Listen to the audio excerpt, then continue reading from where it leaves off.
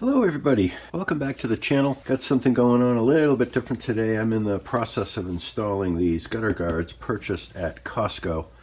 And of course they come with the gutter guards. Here's a section of one. It seems to be very well made. They're aluminum on the top and bottom, and the mesh in here is a stainless steel. So this thing right here should last a very long time. People have studied the best way to protect your gutters, and it seems as though these fine meshes are about the best way to do it. Water and pollen and fine dirt can go through, but leaves and pine needles or whatnot can't. So it generally keeps your gutters very clean and hopefully eliminates the yearly task of having to climb the ladder and clean out your gutters. And here they're showing you just how easy it is to install. So here's somebody obviously standing on something, accessing his gutters, and look at how easy it looks. You got people relaxing in the background. So let's get into it. So here is a pack unboxed. Comes with a band on it. It says Gutter Glove. And over here, the nation's most trusted gutter guards.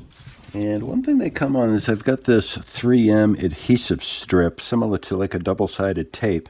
This just doesn't strike me as a permanent solution. And there may be an opportunity in the future where somebody behind me may need to remove some of these. And if this really does grab tenaciously, it's going to make the removal of this piece very difficult. So I intend to screw them all down. So in one of the kits I opened, it had more of an instruction manual than this one. Just a couple pages telling you to cut it using aviation snips and how to bend it, and I do end up needing to bend mine in various methods of installation. Comes with a bag of screws, and this older kit also came with the hex drive bit. The newer ones don't seem to come with these.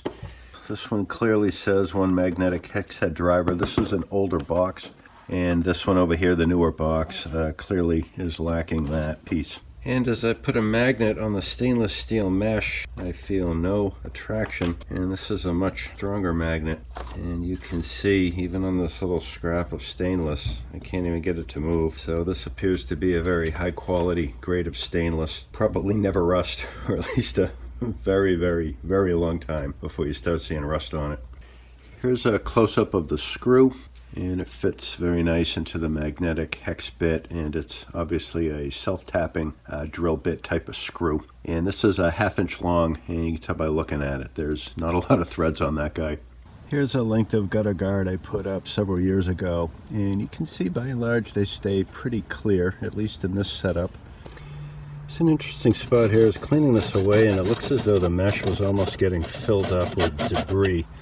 This part of the roof is being fed by a downspout from an upper roof that didn't have the gutter guard on, so I'm hoping filtering the above downspout here will keep a little bit less organic debris over here. But I'm going to have to try to clean this mesh out so that it drains more properly. But what I want to focus on right here, these screws are starting to rust, and it's only been a few years. And I'm a little disappointed. I worry that maybe this rust might start to stain the surfaces down here, and then you're going to get something that's not very aesthetically pleasing. So I might come back up here at some point and replace these with stainless screws.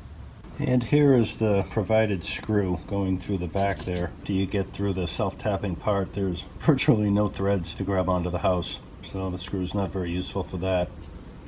And here's a commonly available 1/2 inch screw. This is a number 8, made for gutters. That looks a little more promising. There's some threads poking through, not a lot, but some. I've recently discovered, much to my chagrin, these are the screws that come with the kit.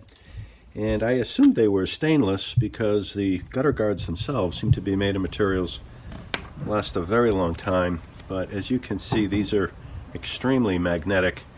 And after a closer examination, I suspect they're galvanized.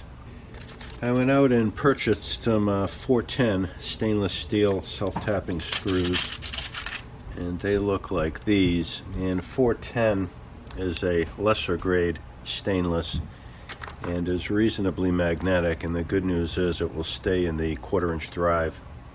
I also went out and purchased these longer screws. These are 1 inch long, and I'm planning on using these to attach the back side into the house, and I wanted longer screws. And these are a higher grade stainless and not very magnetic at all. And unfortunately, these won't stay in the hex drive.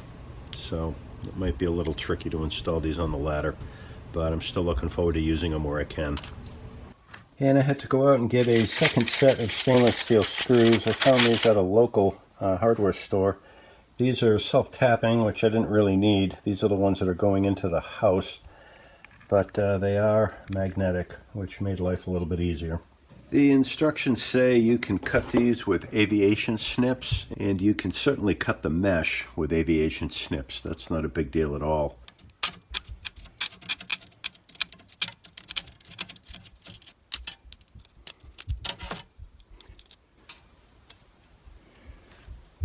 However, this profile here I find very difficult to cut with snips, so I use a hacksaw.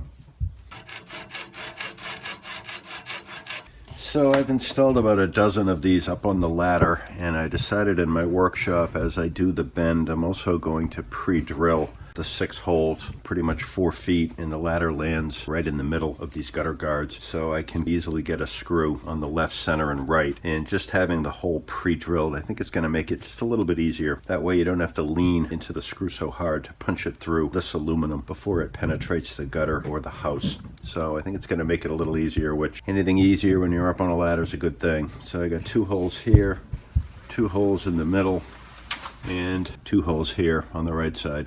So let me show you how I go about bending them. First thing I do is I mark in 3 places where I want the bend to go. I have my marking gauge set up to make this easy. Then I have 2 pieces of wood. This is a piece of poplar that I use on the underside, and this is a piece of decking. It's a hardwood, I forget the species, but it's very hard and dense, and I use this to bend against on the top. I overhang the 2 edges so I can get a clamp on it. Try to line it up on the mark. With the 2 ends clamped, I put a clamp in the middle, making sure that this board is still lined up on the mark. Then with the board secured, you can just simply bend it. Remove the clamps. And there you have it. As I bend these, I have to be a little careful, particularly in the middle, to make sure that my bend point is right on the mark. It can drift a little bit this way or that way. I've also discovered from doing this for a while, it's okay if you bend this a little bit small. I've made this dimension a little bit smaller because up on the ladder, it's a little too large. It's hard to bend this in place, but if it's bent a little bit small, you can always bend this piece back toward the house. You can do it with the screws or with your hands. So if you're going to miss, you want to miss on the smaller side. Next, I have a blocking piece of wood and a drill.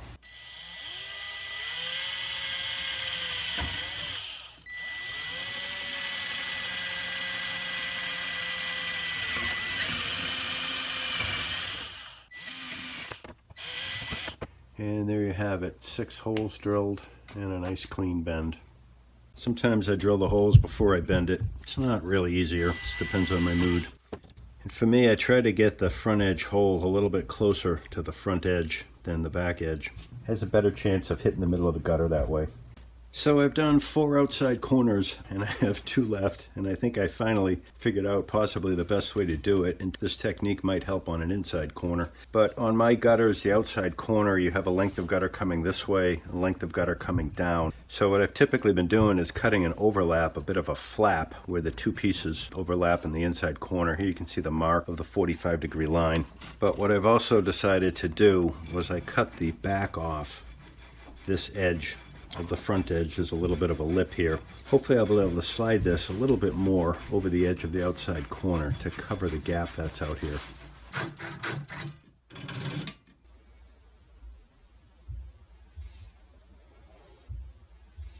I'll see if I can get a picture of it while I'm up on the ladder. So I'm working on another outside corner, and I marked it to length. It happened to be right where my screw hole was. So I use a framing square as a guide, and I tend to be very generous with the webbing, but you got to come all the way back here, cut this top part back, because my corners of the entire house obviously aren't all that crisp and perfect. So here might be how these 2 corner pieces overlap each other. When you're on the ladder, you can actually shape this stainless steel mesh a little bit. You can fold and bend it to kind of conform a little more where you want it to go so there aren't any big gaps. So here's a look at the things that pretty much went up the ladder with me every time. I, of course, always had my drill with me along with some screws. I always had a putty knife with a length of tape on it because I used the tape to mark the gutter where I was so I could set the ladder for the next go around.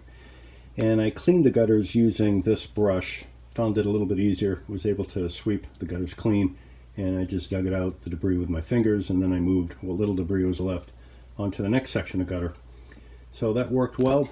And then occasionally I would go up with these other things, of course, a measuring tape, marking pen, pair of pliers, if I felt I needed to do a little more bending than my fingers could manage. And a couple times I felt I might need to trim some of the mesh, and I have this heavy-duty pair of scissors here that was convenient to have. Well, I'm on a secondary roof, which gives me pretty good access. And here you can see about 15 feet of this stuff installed. You can see out that way by the gutter, if I put it this way, that the gutter itself has been pretty mangled. I think my roofers did that when they installed the roof some years back, but these pieces in here went on very nicely. The pre-drilled holes helps, of course. So the last length before I hit the corner is 52 inches, and these pieces are about 47.5. So instead of giving myself a 4.5 inch strip to try to put in, I cut about a foot off of this one, and I cut a little extra long foot plus piece off of a different one, and there are the two scraps there, and these two pieces together will give me the correct length. And I just need to drill a couple holes in this guy and we'll be ready to go. And I did manage to replace those rusty screws. Here are the rusty ones that came out. They're not too bad. Obviously, they're still in good shape, so I'm glad I had a chance to replace those with stainless. Wish I had replaced all those other ones with stainless when I was installing them. And I'm at the end of the project, and I have all these bags of the supplied galvanized screws. Not sure what I'm going to do with them, and I do have quite a few of these bit drivers, which fair chance they're going to come in handy in the future. Well, this wraps up into the video, and I'm thrilled that I got all my gutters covered, and I, from now on, will not have to climb ladders to clean my gutters any longer. So if you've made it to the end of the video, I thank you for that, and this was a fun job. Hopefully, if you're thinking of embarking on a similar project, this will give you some ideas. And like I always say, take care, stay safe, keep your eyes out for the next one.